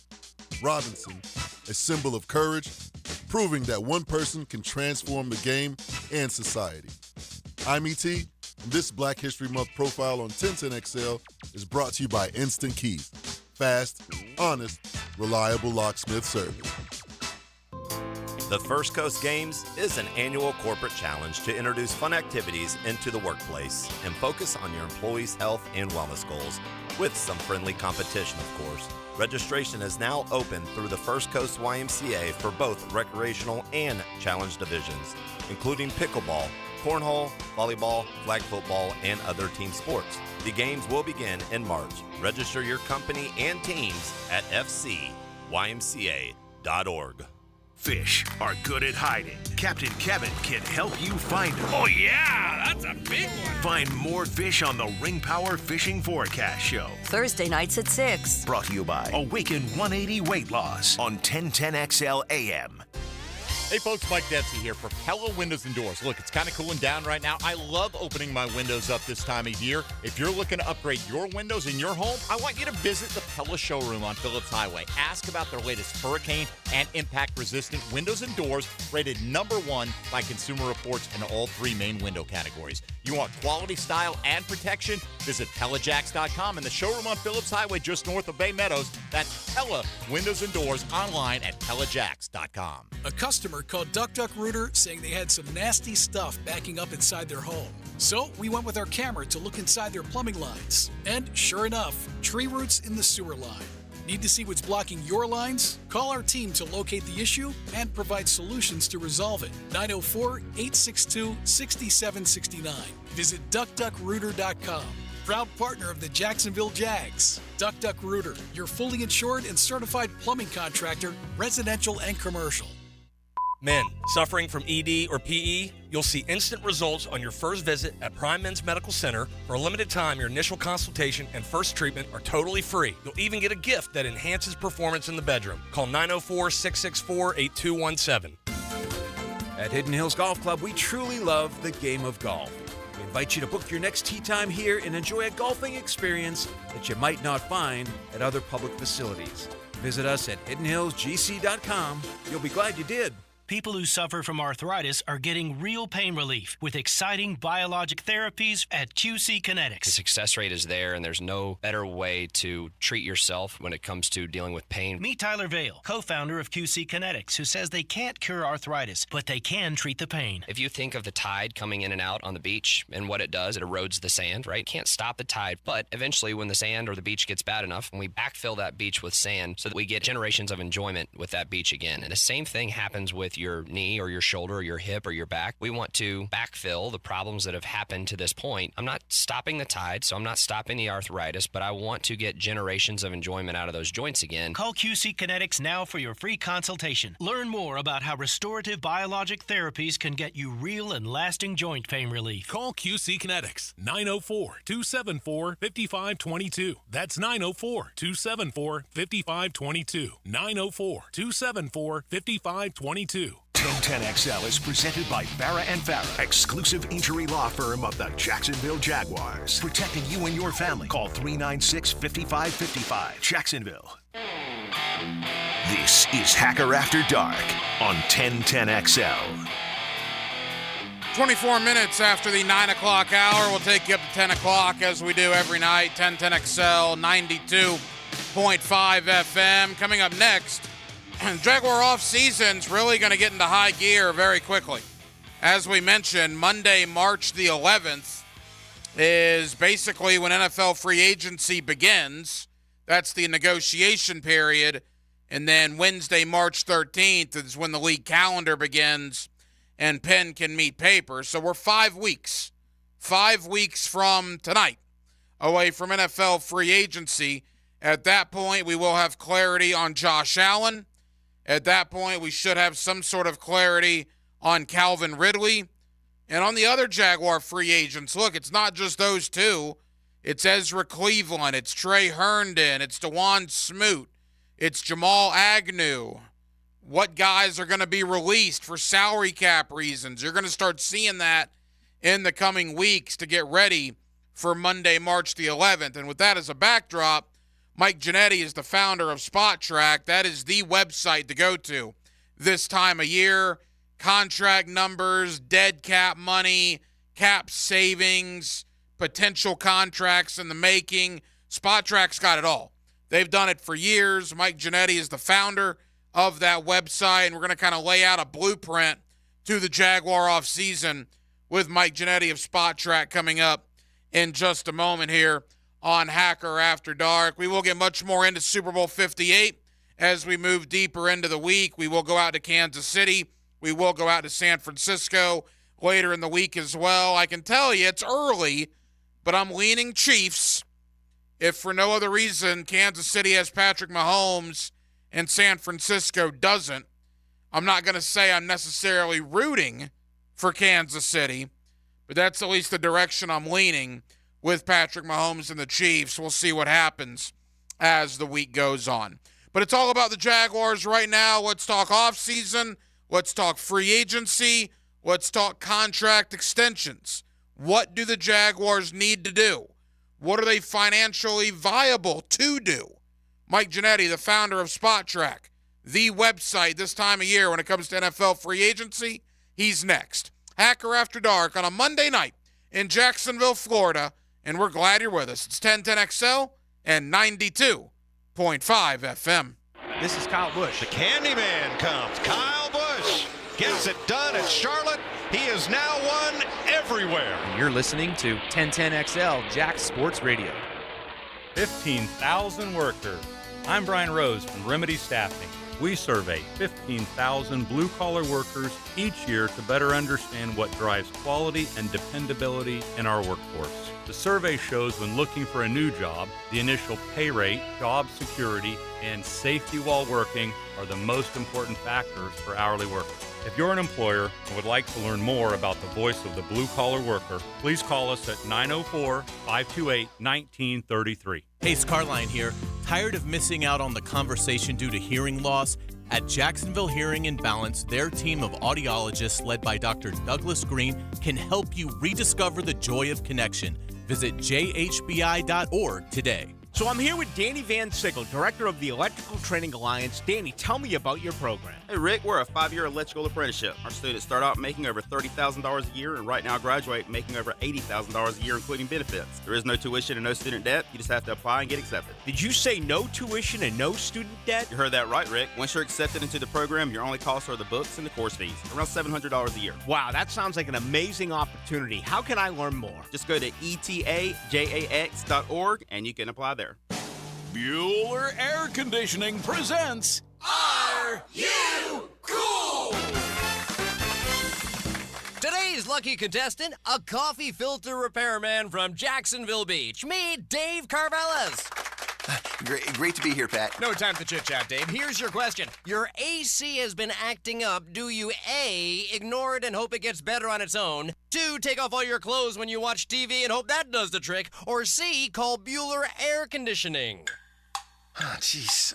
I do like to sit around with no pants on. 5 seconds, Dave. I'll say C. Call Bueller. That's right, Dave. A quick call to Bueller will have our expert AC technicians at your door, usually the same day, to make sure that you are cool. Can I still watch the game with no pants on? It's America, Dave. Knock yourself out. Stay cooler with Bueller. Visit BuellerAir.com. From the very beginning, 1010XL has encouraged and recognized the accomplishments of local scholar athletes. Wednesdays on The Frangie Show. Brought to you by Southeast Orthopedic Specialists And the Plumbers and Pipe Fitters Local Union 234. Ever wonder how you can transform your living spaces into captivating works of art? At First Coast Lighting and Fans, they offer a huge selection of high-quality products to match your desire for elegance, quality, and uniqueness. Visit their showroom on Phillips Highway at the Avenues and step into a world of quality without compromise. Discover the difference that locally owned expertise makes and let them help you experience the transformation from average to extraordinary. At First Coast Lighting and Fans. Wondering what you're going to do for dinner tonight? Southern Steer Butcher is a full-service butcher, and we grind and make sausage in-house every day. Now open in Ortega. For tasty tips and juicy breasts, choose Southern Steer Butcher. Lower mortgage rates are here, and smart homeowners are wiping out all their credit card debt with help from Loan Pronto. Hey, Prosser here. Right now, Loan Pronto has a cash-out refinance rate of just 5.49%. You heard me. That's a huge drop. So you can get refinanced now, get cash out of your home's equity to wipe out all those credit cards and other high-interest loans. You can save hundreds every month with lower payments. Or, if you still have a mortgage rate in the threes, you can use Loan Pronto's Equity Express line of credit. Just get the cash you need and leave your primary mortgage intact. Loan Pronto can get you $50, $75, $100, even $200,000 in just a matter of days. Bottom line, Loan Pronto's got several options to help you erase debt and take control of your finances. Call today, and you can even skip your next 2 mortgage payments. Call Loan Pronto now at 904-999-1508, 904-999-1508, or loanpronto.com, 999-1508. Equal housing lender, NMLS 1661781, 5.49%, has 6.39 APR, subject to lender approval. This is your Mad Dad's Update with Chapter President Donald Ford. Mad Dad's is asking for good, committed men who want to be part of an organization that has been around for 17 years. We are a group that is part of the solution, not the problem. We are a group that don't stand around murmuring and complaining, but get into action and hit the streets to get the community to break the code of silence to remove the murderers off our streets. We do not require a lot of time, just willing and able bodies to get involved.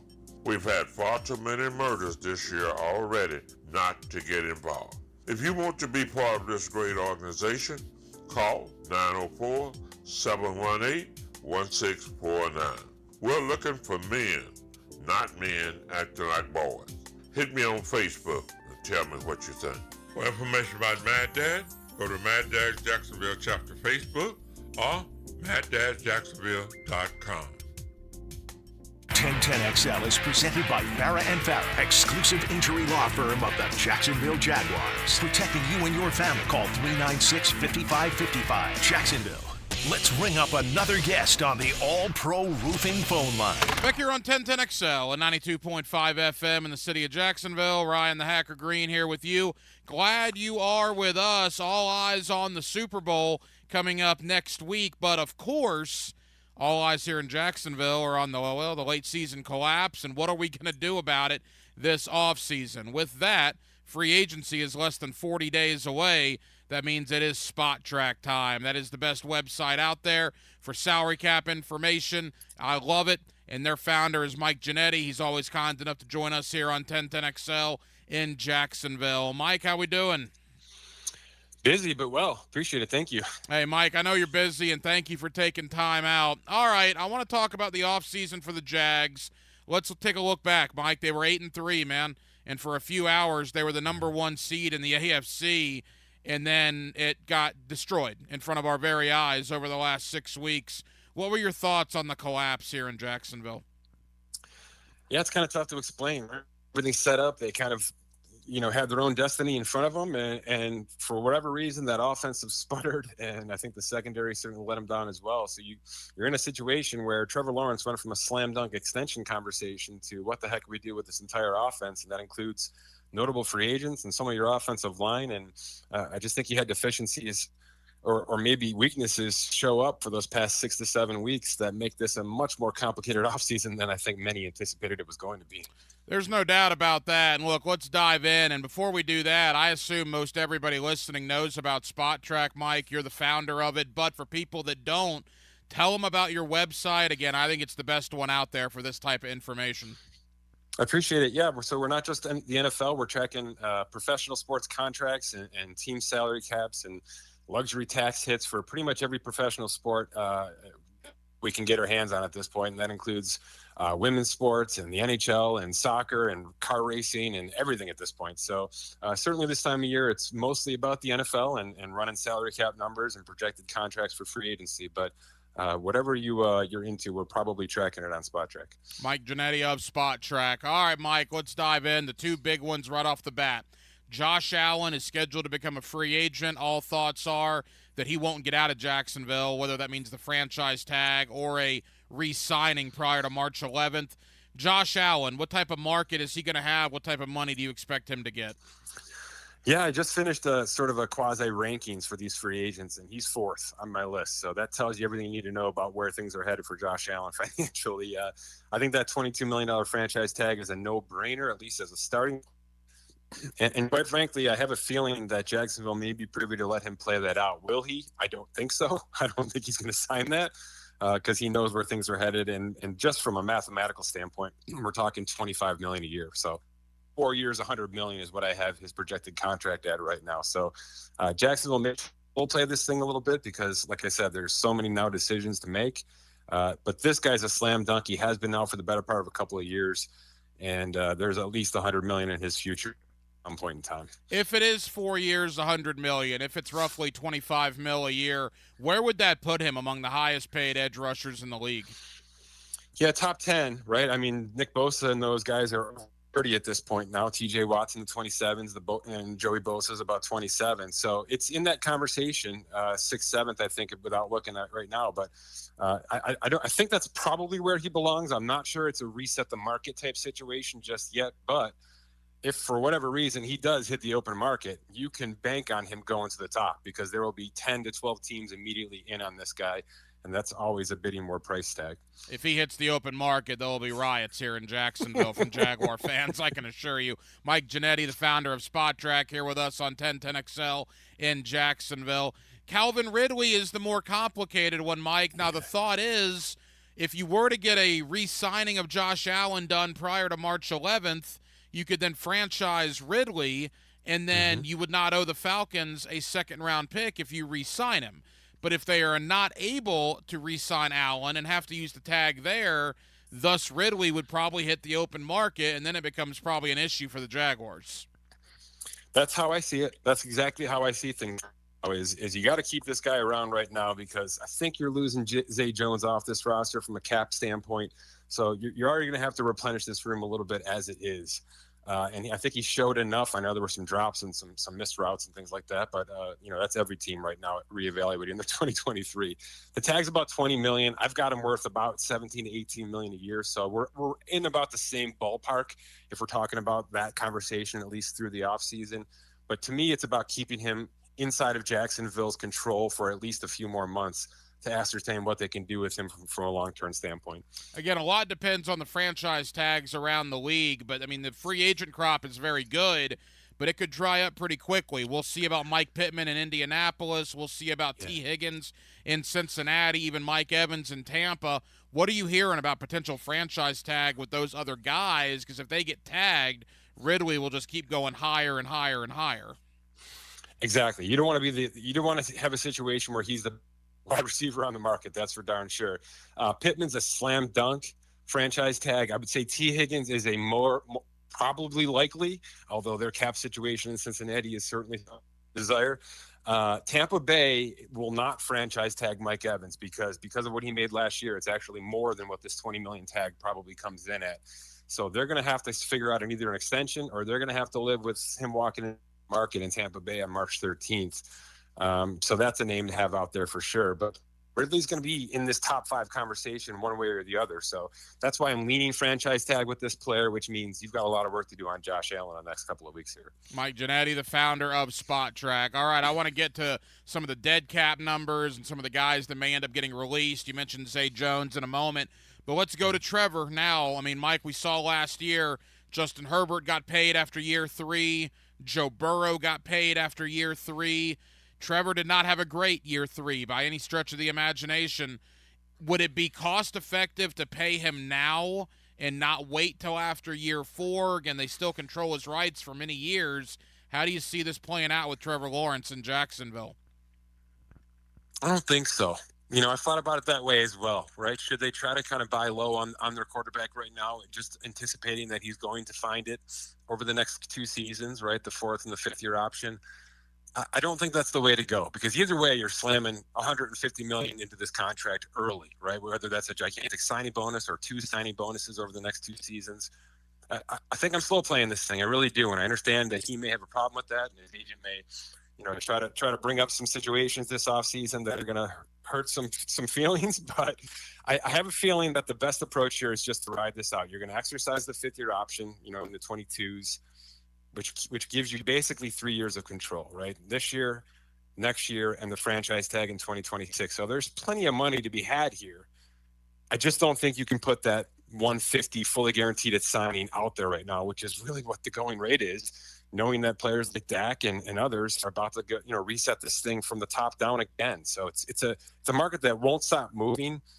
Can you try to sneak in at 48 to 50 right now, and maybe that's a value in a couple of seasons? Yes, but I'm just not sure I've seen enough to warrant what it's going to take from a guaranteed standpoint and a cash standpoint, immediately speaking, to do that right now. Could they give big money to Josh Allen, Calvin Ridley, and Trevor Lawrence all this offseason? It's not recommended, right? You generally want to stagger as much as possible, but certainly it's doable. There's always ways to massage the cap as needed. It's really just a cash conversation at that point, because all of those positions require a ton of guaranteed at signing right now, just based on the going rates in the markets. So does the ownership have the amount of cash and want to be able to bleed that much cash up front? Yes, knowing what who they are, but will they do that? I just don't think so. To me, that's a 2 out of 3, maybe even a 1 out of 3 conversation where the other player has to play out a franchise tag in 2024. Mike Giannetti, the founder of Spot Track. All right, Mike, let's get to a couple of other unrestricted free agents before we talk about guys that have a big cap number that may be shown the door. Ezra Cleveland, Jamal Agnew, DeJuan Smoot. I mean, not the household names that Ridley and Josh Allen are, certainly, but the Jaguars, Trey Herndon's another one, are going to have some decisions to make with some of these guys. What is your thought on a market for a guy like Ezra Cleveland, a market for a guy like DeJuan Smoot, if they were to get available on March 11th? Yeah, talk about making a name for yourself, right? Cleveland leaves Minnesota, and why would they trade him in the first place? Well, they didn't want to pay him because they knew this was coming. And certainly when he jumped onto that Jaguars offensive line, you understood what was happening. It was an upgrade from Walker Little at that left guard spot. He's a foundationally $14 million player in our system, and where this guard market is going, I could see it easily getting to 16 million, 17 million, not unlike what happened with Brandon Scherff a bunch of years back in Washington. So has he priced himself out of Jacksonville? I'm not sure. Most likely he's going to get a real nice offer March 11th in that negotiation window. But that's a player that just absolutely cruised to a big payday over the past 10 months or so, especially with that trade to Jacksonville. Jamal Agnew, DeJuan Smoot. Now, Smoot's got injury concerns, and for that matter, Agnew does as well. They're fan favorites here, Mike, but, I mean, dollars make sense, and is there going to be room to keep guys like that? I don't believe so. It seems like Agnew is one of those guys you can probably replace, maybe not intangibly, but certainly on the field, even in the return market. And you're right, Smoot with the injury stuff, you got to be really conscious of that right now, especially where things are headed from an age standpoint. He was basically on a minimum salary last year with some slight boosts and per game bonuses. That's about as much as I'm doing next year as well, making sure that I can protect myself from any injury that could come back in 2024. Mike Giannetti of Spot Track. All right, let's get into the guys that you mentioned, like Zay Jones. The Jaguars don't have a lot of cap room, but, Mike, that could change very quickly if they cut a couple of guys. Cam Robinson, let's begin there. He's at the top of the list. I think they saved something ridiculous, like $17 million if they cut him pre-June 1st. I mean, what's your thought there on Cam Robinson's future here in Jacksonville? Every time I go on the radio or write in an article that they should cut Cam Robinson, he gets another contract. So I'm going to zag this time and say they're actually just going to extend him, because every time they play without him, they're a little bit a little bit worse off. So I realize he's 28 going on 29 here, and you're right, there's a ton to be saved. How about we just take that $16 million that could be saved and make it a signing bonus and just tack on 2 years here and keep this guy in the system for a couple more seasons, because it's obviously working with Trevor Lawrence. There's certainly a cheaper way to do this, to go younger through the draft. And they do have a bunch of first, second round picks on that offensive line right now.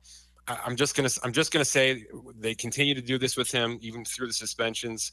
So why not just tack on some money, lower his cap hit that way, and keep him rostered through 2025 or 6? Who are some of the guys that could be cut that would save the Jaguars a lot of money? Yeah, I've got Rayshon Jenkins. I've got Zay Jones as a candidate here. There's not too many, honestly. This is not a situation where I think it's going to be a bloodbath. So we'll see what happens in terms of that defensive line, because I think there's some names that could come off the roster there. But for the most part, you mentioned they've got a little bit of cap space. In terms of the rest of the league, I think they're in excellent shape, quite frankly. So they do have some room to maybe front load some situations. And I have more extensions than I have releases in terms of way to clear cap space, right? Let's extend Darius Williams. Let's extend Cam Robinson if possible. And like I said, Zay Jones and Jenkins free up about $10 million right there. But this is not a cap situation that I would consider dire by any means, because you can simply just use cap conversions and restructures to get yourself into a nice and safe landing spot for March and April. I'm going to ask you to be Nostradamus here in a second. Before I do that, though, you're certainly the guy to ask. Again, Mike Giannetti, the founder of Spot Track. People talk about the salary cap, and people talk about, well, the cap doesn't exist. You know, it's all liquid cash. What do people mean by that, Mike? I mean, the salary cap obviously does exist, but obviously people finagle it all the time.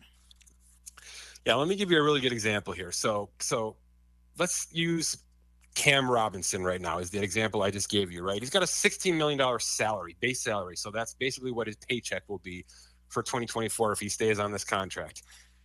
So that is cap that hits in 2024, right? It's a salary that's going to be paid out. If they instead give him a signing bonus, right, and hand him that money up front, they can spread it over 5 years from a cap standpoint and free up 13, 12 million by doing that. So that's essentially what I'm saying they should do, and extend on a couple of years. That's why the cap seems fake, right? Because it is running parallel to cash. Yes, cash gets paid, but you can finagle cap over a bunch of years, maximum 5 years, to make it work for you in the current year. So it seems like it's not real. It is real, right? All 16 million of that signing bonus eventually has to hit the Jaguars cap, and that's what dead cap is essentially. But instead of taking it all right now, let's spread it out and make it a little easier on us in 2024. You know, I think it's really interesting, too, because, again, you're the main guy in this space, and that's why we love having you on. And you're the first guy that I've heard from that said you don't think the Jaguars are going to be active in releasing guys. You say maybe Zay Jones, maybe Rayshon Jenkins. I think Jaguar fans hearing that tonight probably a little excited about that, because the thought here was they were going to have to release maybe Sheriff, Cam Robinson, Fatukasi. There were going to be a lot of guys maybe let go. You don't necessarily see it that way. I don't. This isn't an organization that is using void years right now, which helps your cap situation immensely. And a lot of franchises are doing that really to the nth degree. So if they're willing to go that route and really start converting some of these salaries, like I just mentioned with Robinson, into signing bonuses, you can free up. Just looking here quickly, you've got 4 or 5 base salaries north of 10 million. You can free yourself up probably 30 million of cap space by just keeping guys on the roster and converting their salaries to signing bonuses. So I think that's probably the direction you go. Now, look, I'm not in that locker room. I don't know what's going on with a few of these position groups that falter down the stretch here, like we mentioned at the top. But from a numbers accounting standpoint, I could get myself comfortably into 35 million of cap space for March 13th with just this roster in tow and maybe a couple of those players falling off, like we mentioned. Mike, final question. And again, we're asking you to predict the future here, so we certainly understand that. But you say the Jaguars are in reasonably good, if not great, cap space compared to the rest of the league. Does that anticipate you that, or tell you that they're going to be active when free agency begins? Yeah, I would think so. But active could mean keeping their own, right? Maybe these extensions we're talking about get done in a big way in 2024, so that they actually save themselves some cap situations down the line. I don't expect that's how it's going to be. I do think there's going to have to be some addition by subtraction and addition by addition to kind of make up for what we saw happen in 2023. But certainly if they want to go out and make a splash, and whether that's depth for that defense or one big name, maybe offensively speaking, which I think is necessary here, they're going to have the space to do it. They can open up an ample amount of cap space to make a max contract if you want to bring like a basketball situation into this. And there's not many teams that will have that ability on March 13th. So it's a good team. It's a team in contention in the AFC. They've got a quarterback that I think a lot of weapons would want to join. So it's attractive, and they will have the cap assets to do it. So I expect some sort of activity. But certainly there'll be teams going out there with much more ammo at their asset here. Very interesting. Mike Giannetti of Spot Track. Mike, leave us with this. Tell the good folks here in Jacksonville again about your website and what they can anticipate when they head over there. Yeah, we just completed an entire off-season series discussing all the stuff, extension candidates and roster bubble players and ways to clear cap space for every single team in the NFL. That's live on SpotTrack.com, and plenty more to come as well at SpotTrack on Twitter if you have any questions about any of this stuff. We love it. Spot Track is a valuable resource. Mike Giannetti does a terrific job. Mike, thank you as always, brother. We'll do it again soon. Anytime. Thank you. Now, today's takeaways, brought to you by Key Buick GMC, where our family dealership has been helping families buy vehicles for over 50 years. And thank you to Mike Giannetti of Spot Track for joining us here on Hacker After Dark. As again, we like to do a deep dive into the Jaguar off-season. Franchise tags will start being handed out in about 3 weeks' time. The league calendar begins on March the 13th. Negotiations with free agents can begin Monday, March the 11th. So we are 5 weeks from today, 35 days from today until NFL free agency. It'll get here quick, and we'll see about Josh Allen. He says he wants to be in Jacksonville. I don't think he's going anywhere. Now, whether he gets a new deal before the free agent period begins or whether the Jaguars have to put the franchise tag on him was yet to be seen. If they do put the franchise tag on him, what does that mean to Calvin Ridley's future here in Jacksonville? And the Jaguars have a number of other free agents, from Ezra Cleveland to DeJuan Smoot to Trey Herndon on down the line. And, of course, what do you do with Trevor Lawrence this offseason? He is eligible for a contract extension. All good questions, all that will be answered over the coming weeks and months leading into the 2024 NFL season. Well, that'll just about do it for what has been a very busy Monday night edition of Hacker After Dark here on 1010XL and on 92.5 FM. We certainly have a lot of people to thank. Again, Mike Giannetti of Spot Track for joining us this evening. Thank you to Garrett Podell of CBSSports.com. Always enjoy the conversation with Garrett, talking Jags and, of course, Super Bowl 58 between Kansas City and San Francisco. And Dave Campo, Monday Night Coaching with Campo here on Hacker After Dark, as the former head coach of the Dallas Cowboys joins us each and every Monday. We will be back tomorrow night on a Tuesday. Are you kidding me? Our late night show. Ladies and gentlemen of Jacksonville, Florida, let me ask you a question. Where else would you rather be? I mean, where else would you rather be on a Tuesday night from 10 to midnight than right here with Dylan Denmark and yours truly on Hacker After Dark? And we do hope that you join us then. Dylan Denmark was your producer tonight. Dylan, great job as always. I'm the hacker, Ryan Green. And again, Jacksonville, thank you for spending part of your Monday evening with us right here on Hacker After Dark on 1010XL and on 92.5 FM. So for all of us here on HAD, have an absolutely terrific remainder of your Monday evening, and we will do it all over again tomorrow night on a Tuesday beginning at 10 o'clock. Until then, good night, Jacksonville. The good, the bad, the extreme, and the completely insane. Now this is a team I could work with.